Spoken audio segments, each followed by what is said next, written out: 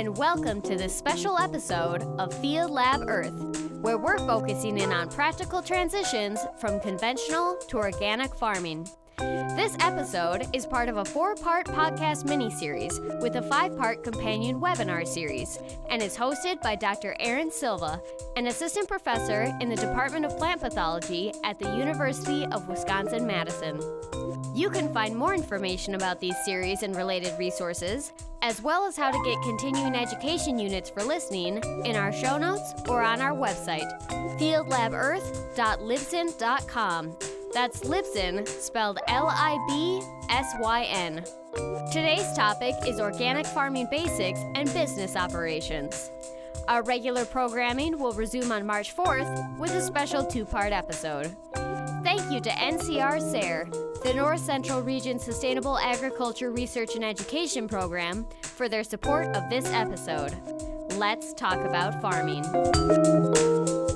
Welcome, everyone, to another podcast in our series about transitioning to organic grain production. I'm Erin Silva. I'm an associate professor at the University of Wisconsin-Madison, and I'll be the moderator for today's podcast. Joining me today is Anders Gurda, the director of the Farm Profit Program at Pipeline Foods, and also Paul Dietmann, the senior lending officer on the mission financing team at Compere Financial.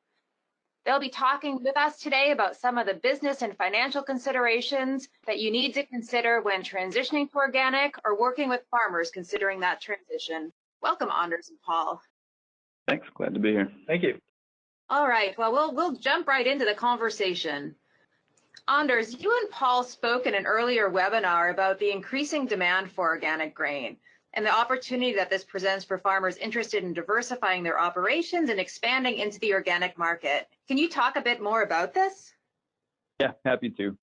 So the organic market as a whole, before we talk about organic grain specifically, the organic market as a whole has been growing exponentially for many years. The compound annual growth rate has been double digits many of the last 10, 15 years.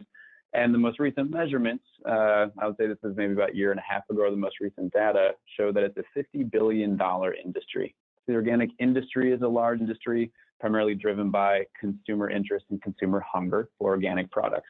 Now, organic grain is obviously a large part of that as far as feed for animal protein, for dairy industry, for food industry, tofu, et cetera, obviously small grains for wheat and other baked goods. So that feeds into a lot of the different parts, the different sectors of the organic grain market. And so that hunger is there for those grains as well. For a long time, the demand in organics was really the barometer that we looked to was imports. So what some people might not know is that organic is an import-dependent market, not export as it is with the commodity market.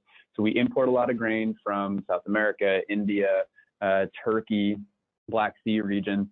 And so the assumption was that because we're importing a lot of grain, that must mean that there is a domestic shortfall, that we are not meeting demand. And while that has been true, and it's still true to some extent, imports are in some ways kind of here to stay.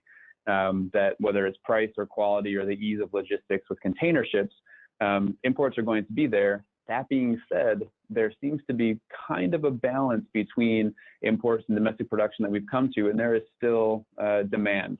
Buyers are still looking for grain. We are still looking as an organic grain buyer for corn, beans, and small grains. And you can also look to the price for those commodities as another barometer for the growth in the marketplace and for the hunger and demand there. So corn, we're looking at $8 to $9 a bushel. Beans delivered Hope, Minnesota. So our most recent pricing is $18.75 for beans, $6.50 for feed wheat. And then we have a lot of other bids out there for different classes of small grains. But that's another way of seeing pretty clearly what that demand signal is. And you, Erin, used the word diversifying. And I think that's the key word here. This is an opportunity to diversify not only your production systems, but also your income streams, which makes you a more resilient operation that can persist through changing market and changing weather. So that diversity, the same reason an ecosystem is healthy, we think about our farms as ecosystems. It's the same thing. We have to keep them diverse. And so in going organic on however many acres you want to transition, you are accessing a market that is robust and hungry. You are also being able to diversify. And then once you get organic, you can further diversify. You can sell into the traditional commodity market, companies like ours. You can also do a lot more relationship marketing, organic rye for a distillery in a city nearby, barley for brewing, et cetera. So there's a lot of opportunities to diversify in a market that doesn't show many signs of slowing. Wow, so those prices that you mentioned must be pretty enticing to farmers. Have those been consistent over the last few years? Really good question. So some people who have been watching organic for a while will note that there at one point was $14 organic corn. That was great when it was happening. It also was relatively artificially inflated. And as organic and conventional prices do tend to track roughly with one another, that was also when conventional prices were high. So now that conventional prices are where they are, organic has also settled into a little bit more of kind of a moderated position. And so the last 2 or 3 years, we've been around those numbers. Every year is different. This year, you know, it's been a crazy year, as everyone knows and everyone has experienced, but we're still seeing the pricing holding relatively steady. But we'll be paying pretty close attention here as harvest continues up north. As a buyer, does Pipeline look for a certain number of acres to contract with the grower? Are there a minimum amount of acres that a farmer has to consider when transitioning or thinking about farming organically? So if you're going to be going for a commodity market, you're looking to sell, you know, your corn, beans, wheat, then the minimum number is really all that it takes to fill a semi, to fill a truck. So we don't operate in LTL. We don't do less than truckloads. We're not going to pick up a bag or a tote of anything. But you can also team up with neighbors if you don't have that many acres. You know, we do have some split loads. We obviously just need 2 different organic certificates and track of exactly how many bushels got on that truck. But it's possible. You can do that. And so we've contracted with growers who have 10 acres. You know, with decent yield, depending on the crop, you can fill a truck with that. So, so as far as minimum, really just enough to be able to get that semi-load. That's a really good point about how, well, actually a lot in organic is made easier by building a community and knowing your neighbors and teaming up, whether it be in terms of accessing inputs or resources or just sharing experiences. I mean, certainly knowing your organic neighbors and being able to partner with them on a variety of different levels certainly is of value.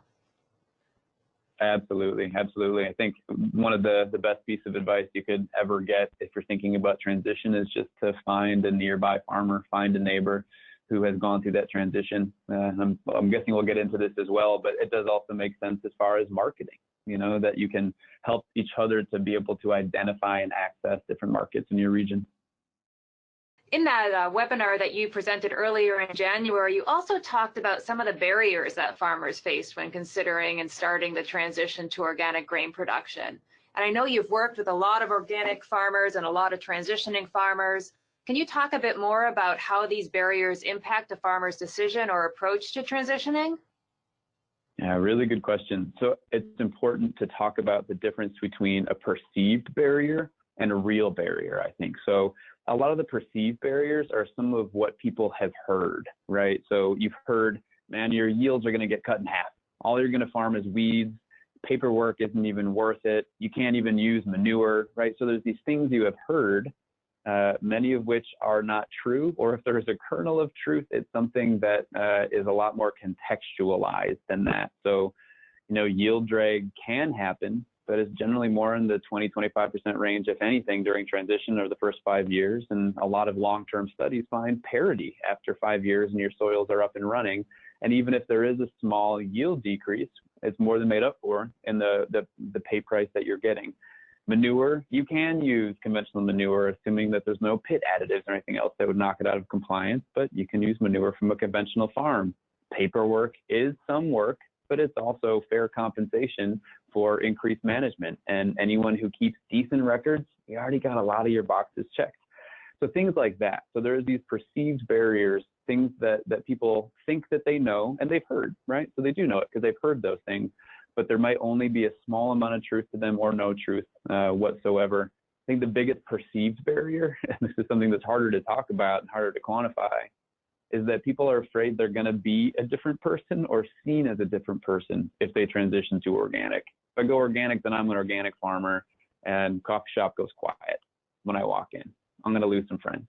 And, there are instances where that does happen. There can be social costs for something like this, but in my view, I think we've come a long way from any of the stigmas that are there. And at this point, it is just a savvy business decision. It's also a decision that can have other collateral benefits, in terms of tractor operator health, not having to spray anymore. A lot of farmers like not having to worry about that, not the headache of getting out there.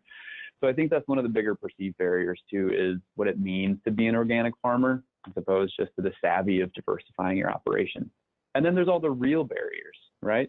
The real barriers like the 36-month transition period where you're farming organically but getting conventional prices can be tough.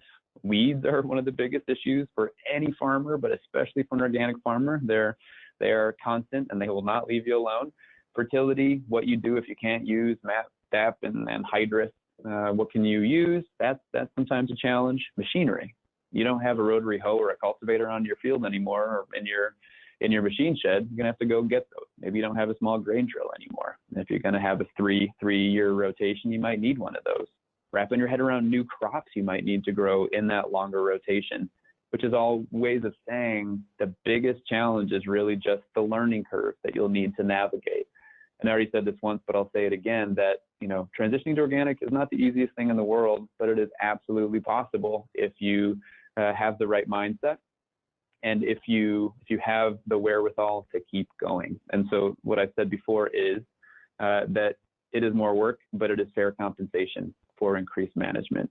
So the barriers are real, but all those real barriers are surmountable. You can get over them. All it takes is some investment and some desire. Yeah, that knowledge piece is definitely key, and there's definitely a different set of tools and a different way of putting those tools together, some of which are also used in conventional, some of which are pretty novel to organic. But I agree, Anders, in my experience, once you learn what are those tools, who are those people to go to, and how to put that all together, there's quite a bit of success to be had in organic production. Absolutely.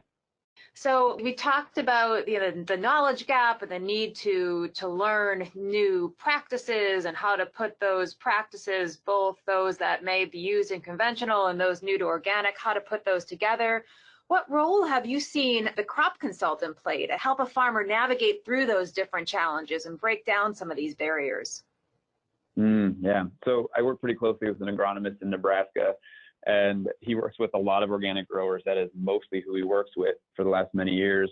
And what he describes most of his job as just telling farmers that they're not crazy and that everything will be okay.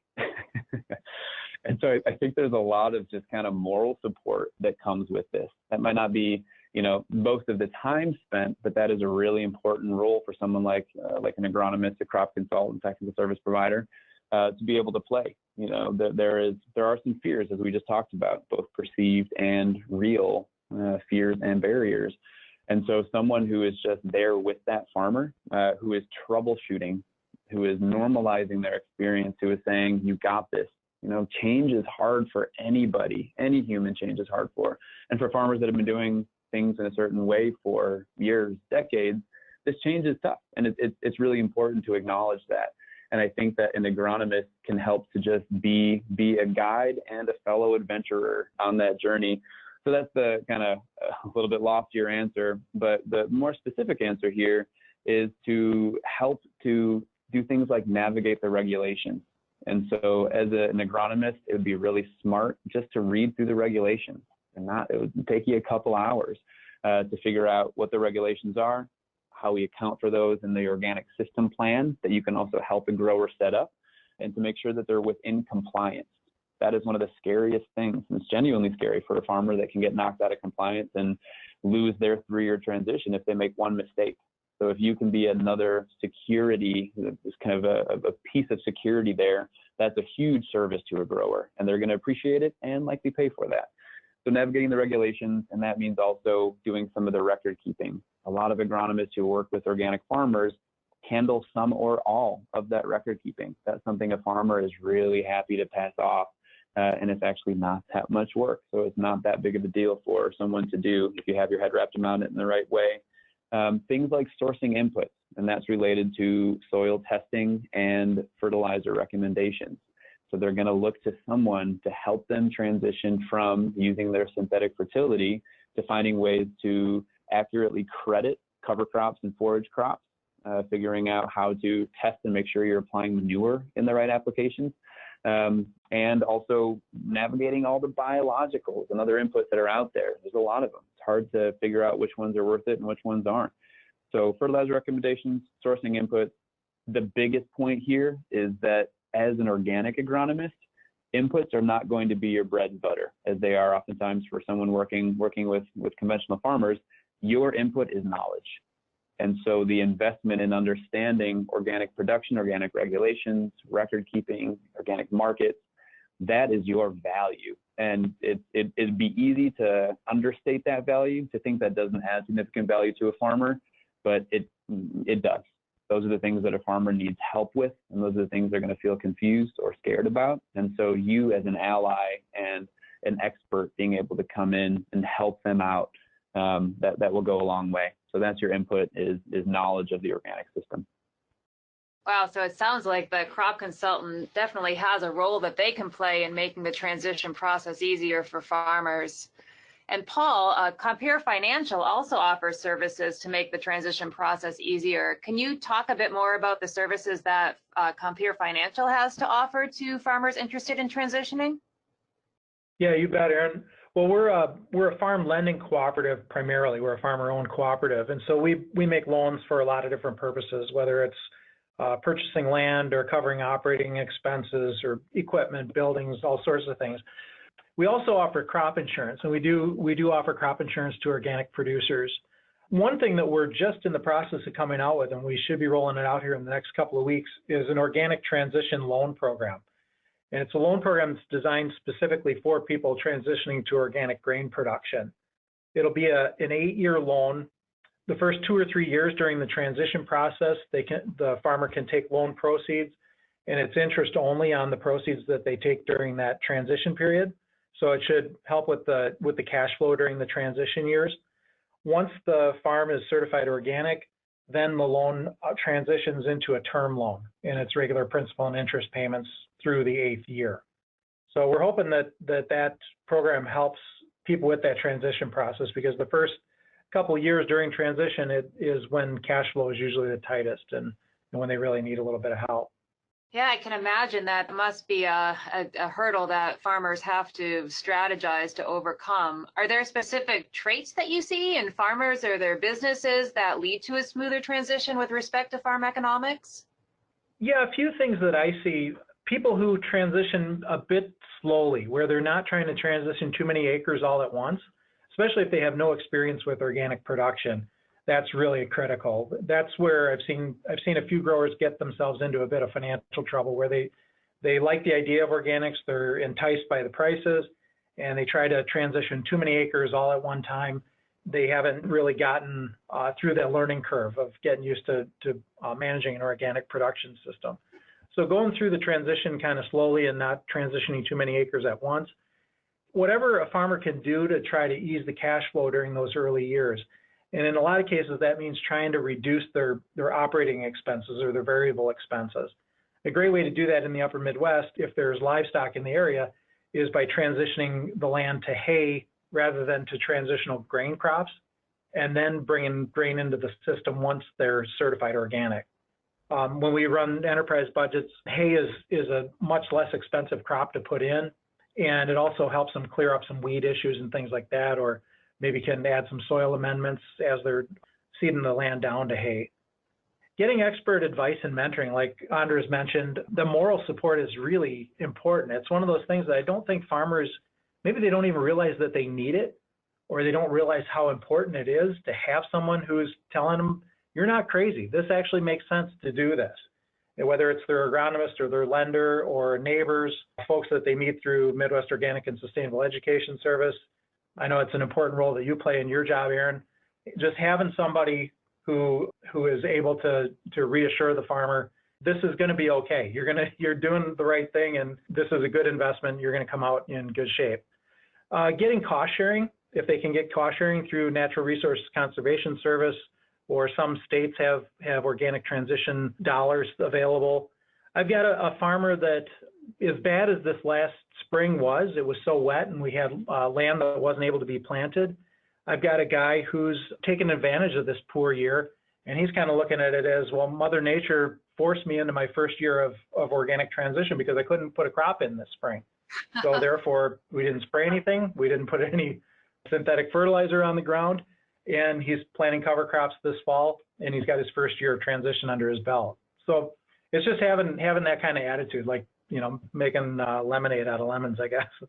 I hadn't heard that one yet this year. That's interesting. And we have stressed in other podcasts and webinars as well in this series that, again, doing a parallel operation is possible. So I agree. And in my experience, not jumping in necessarily with both feet and transitioning the whole farm, but starting off with a manageable amount of acres and kind of getting some experience under your belt and really being strategic on how to transition those acres, both in terms of the agronomy, the market, and the financial aspects is so critical. I don't know if you could talk about this at all, Paul. I mean, we talked about how organic involves different practices and different markets, and sometimes when we're then moving into those different practices and markets, it requires the purchase of new equipment or grain storage. Can you talk a bit about how those different capital expenditures may influence strategies with transition, or any advice on how farmers can deal with, again, having to purchase new equipment or making new investments in terms of structures or other more physical purchases on their farms? Sure. I mentioned earlier cash flow and maintaining cash flow during the transition years. And that's where if a person is making capital purchases early in the transition, they can get themselves into a bit of cash flow trouble. And when we talk about cash flow, there's an important difference between profitability and cash flow. And people, I think, have a tendency to use the terms interchangeably. When we talk about profitability, we're really looking at rate of return on assets, rate of return on equity, financial efficiency measures, and things like that. We talk about cash flow, we're looking at all the cash that's coming in and available to the farm operation, all the cash that's going out of the farm operation, and then how much is sticking around at the end of the day and helping us fight another year. And so when someone's thinking about making a capital investment, I usually try to, if they can, push that investment a little bit further down the road when they're ready to be certified. We've got people who, early in the transition years, they maybe are investing in soil amendments that it takes a fair chunk of cash and it puts it into the ground, and they're hoping that that's going to pay off 3 to 5 years down the road, which also can have an impact on the cash flow. So it's projecting cash flow early on in the process, and before the transition starts, and being able to project when is cash going to come in, when is cash going to go out, and are we going to have months where cash is short? I see too many farmers that don't do that kind of planning ahead of time. And when they find out that they're going to be short of cash is when they're sitting down and they're paying bills, and suddenly the farm checking account is empty. And then they start thinking, oh, well, now what am I going to do? Well, am I going to put it on credit cards? Am I going to put off paying some bills and letting the vendor carry me for a month or two? It starts this snowball effect of bad things happening. So when someone's looking at making capital investments, again, I try to encourage them to push the capital investment down the road as much as they can. And if they can't, make sure that they're projecting cash flow and making sure that they're never going to come up short, or if they are, have a plan to get through it. Well, those are some really good points. I know in the organic ag world, there can be a lot of silver bullets dangled in front of farmers in terms of whether it be inputs or machinery.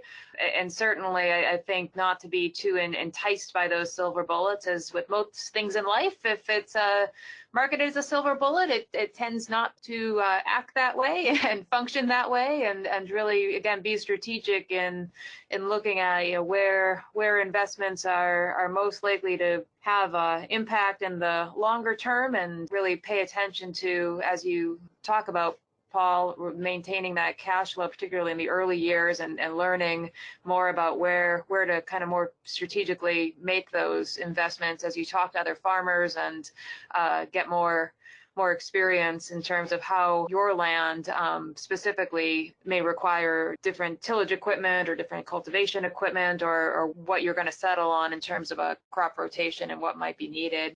In terms of resources, you might point farmers to Paul in terms of getting some of this help in terms of strategizing financially through the transition period. Are there specific places you send people to, or are there specific services that Compeer offers? Well, we've got a couple of really good resources that just recently appeared on the horizon, and that one is the O-Grain Compass, which of course you've been very involved with.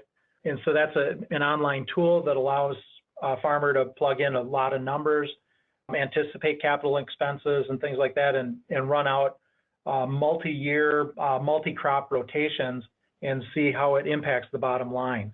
We've got a publication that came out as a companion to the O-Grain Compass. The Compass, of course, is an online tool. And then we have a companion publication. It's called Turning Grain into Dough. I wish I could take credit for that title, but that credit goes to Anders. But I think that's a really nice piece to back up the O-Grain Compass.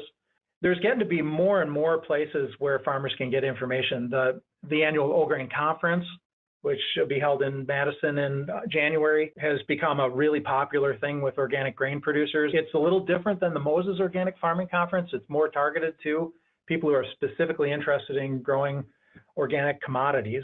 I think it's really become an important place for organic grain producers to meet, or transitioning organic grain producers to meet and share ideas and things. There's a lot of field days that are being offered. There's more farmers that are farming organically, and so there's more places to go for mentoring and advice. So it's really a good time to be going through the transition, because there's every day there gets to be more support out there available.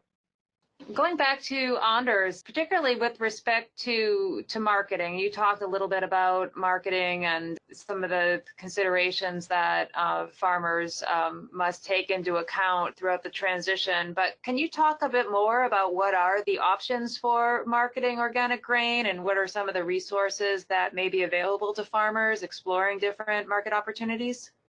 Yeah, absolutely. So I think it's important to note first off just how different the organic market scape works and how different it looks. And so in conventional, you have, every 20 miles, you have an elevator that you can drop and get whatever spot price they're paying that day. Oftentimes you've been going there for 5 or 50 years. In organic, it is not that same system, right? So there aren't nearly as many brick and mortar transloading facilities, grain cleaning facilities, elevators. Our company has invested pretty sizably in these so that we have them more equidistantly spread throughout the landscape, but they're still not there yet. So close, quote unquote, in the organic market could be 100 miles, 200 miles, 300 miles or more. And the premium can still justify that amount of diesel propping up your crop, propping up the pay price that you're getting there. So as far as accessing markets, a lot more of the onus is also going to be on the farmer. So I mentioned that in organic, oftentimes buyers will reach out to farmers because they are all looking for the same, somewhat limited quantities of grain. But it is really in the best interest of the farmers themselves to call around, because there is no CBOT. There is not a futures market in organic. It really is still kind of the Wild West, and companies like ours are kind of working to tame that a little bit, give it a little bit more professionalization and predictability, but it still really is relatively unregulated. The USDA puts out a biweekly report that is basically populated by someone at the USDA getting on the phone, calling a dozen, 24 people who are buying organic grain, averaging those numbers and publishing them. So it's a good range to be able to know generally what the prices might look like. But really what it comes down to is who you have access to, whether the pricing is Fob Farm and they do pickup, or whether you're delivering. It's best for you to know who is in your region, who is buying. And so that might just be an elevator that is then going to be an aggregator, cleaner, maybe dryer, putting things on rail, getting to the coast, or getting to livestock operations in your region. It could also be, and oftentimes it is probably a good idea, to diversify beyond just commodity. So it might be another local farmer. Maybe that's commodity, but it's within the neighborhood. So it's with someone that you know and have a relationship within your network. That might be filling someone's grain bin if they didn't have a good year, or if they're a livestock farmer, dairy farmer, they don't grow their own grain, you can do that. I mentioned things like rye for distilleries. A lot of farmers that I work with, they will sell us some grain, but they also have a certain number of their acres, could be 10, could be 500, that they are dedicating to other market streams as well. So there's actually a farmer, Will Glazik in Illinois, who recommends kind of a pyramid approach, and I really like this, and I'll give him all the credit for it.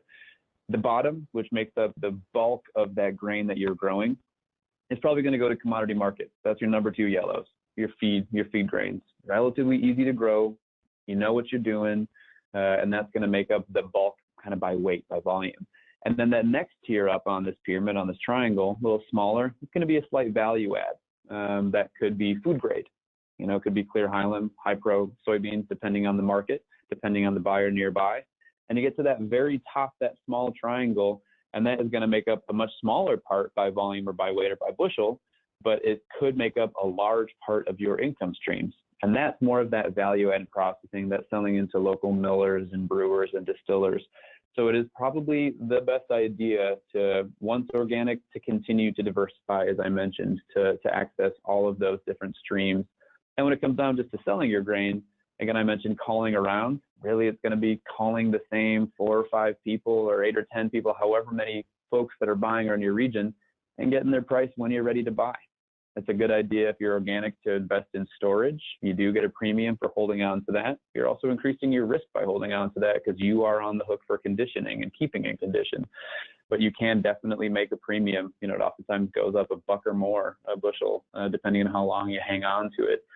So there's a lot of ideas thrown out there, but it really is the smart and savvy thing to do a good landscape scan, to see who's buying out there. And I know that O'Grain has been working on a map that I'm not sure when it will come out, but a map that shows who all the buyers are and where they are. But also, Paul mentioned the Moses Conference.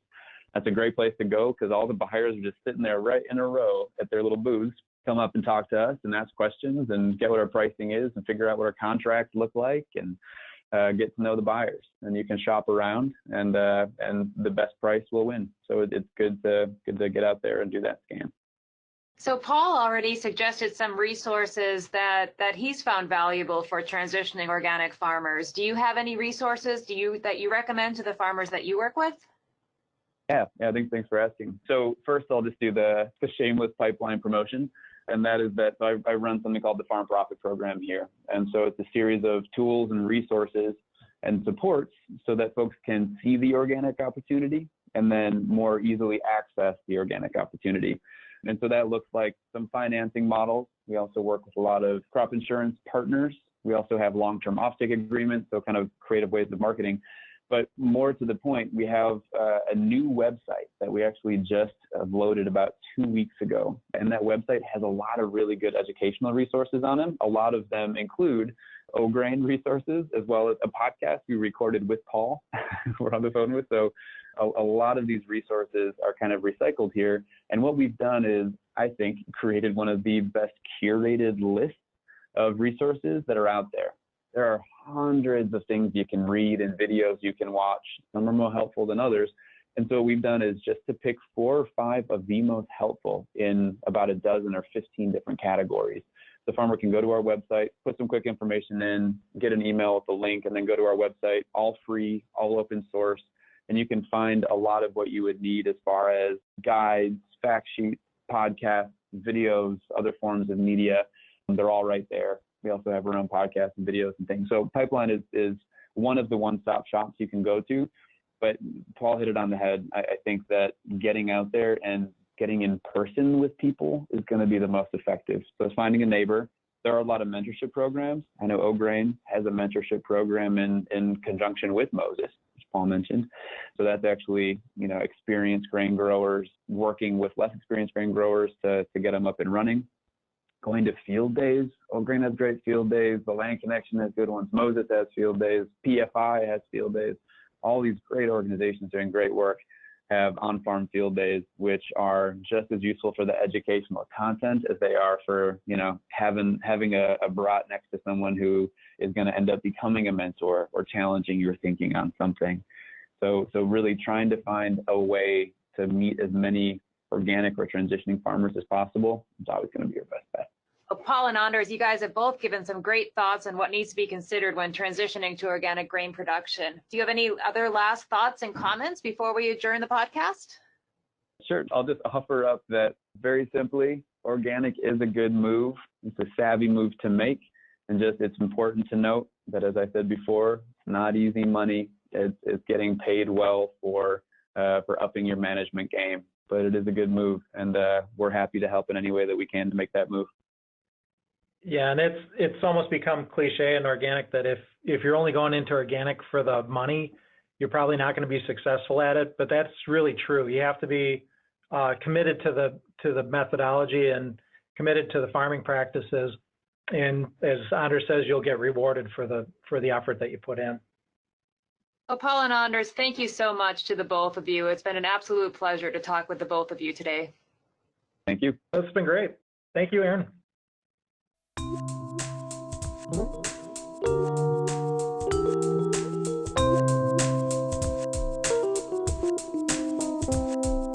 Thank you for listening to Field Lab Earth. You'll find links to resources mentioned in this episode, including our webinar series on this topic, in our show notes or on our website.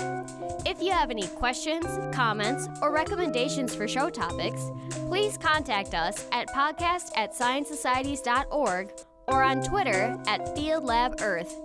If you'd like to hear more content like this, please subscribe, and don't forget to rate and review us on Apple Podcasts or anywhere else you find your podcasts if you like our show. This podcast is a joint production of the American Society of Agronomy, Crop Science Society of America, and Soil Science Society of America. Special thanks to Lobo Loco for the use of their song Spook Castle on the intro and outro of our show. This material is based upon work that is supported by the National Institute of Food and Agriculture, U.S. Department of Agriculture, under Award Number 2018-38640-28416 through the North Central Region SARE program under Project Number ENC18-166. USDA is an equal opportunity employer and service provider. Any opinions, findings, conclusions, or recommendations expressed in this publication are those of the authors and do not necessarily reflect the view of the U.S. Department of Agriculture. Opinions and conclusions expressed by guests are their own and are not considered as those of the American Society of Agronomy, Crop Science Society of America, Soil Science Society of America, its staff, its members, or its advertisers.